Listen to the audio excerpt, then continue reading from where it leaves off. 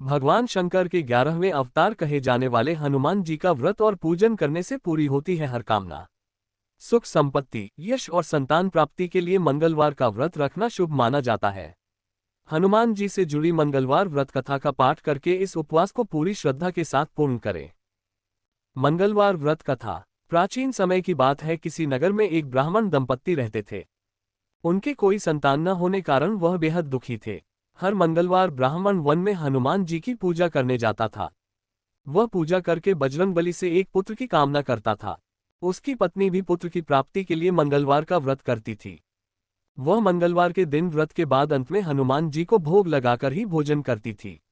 एक बार व्रत के दिन ब्राह्मणी ने भोजन नहीं बना पाया और न ही हनुमान जी को भोग लगा सकी। तब उसने प्रण किया कि वह अगले मंगलवार को हनुमान जी को भोग लगाकर ही भोजन करेगी। वह भूखी प्यासी 6 दिन तक पड़ी रही।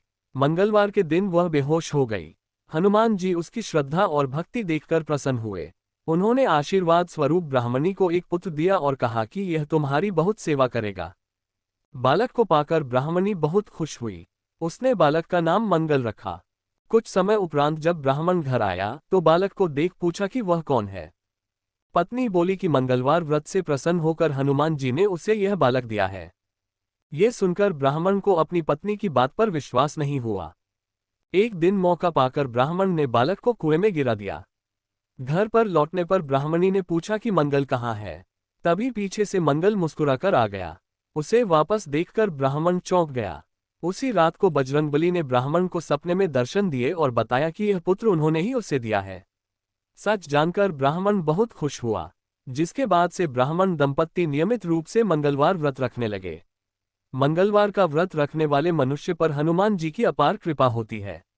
जय हनुमान, जय श्री राम।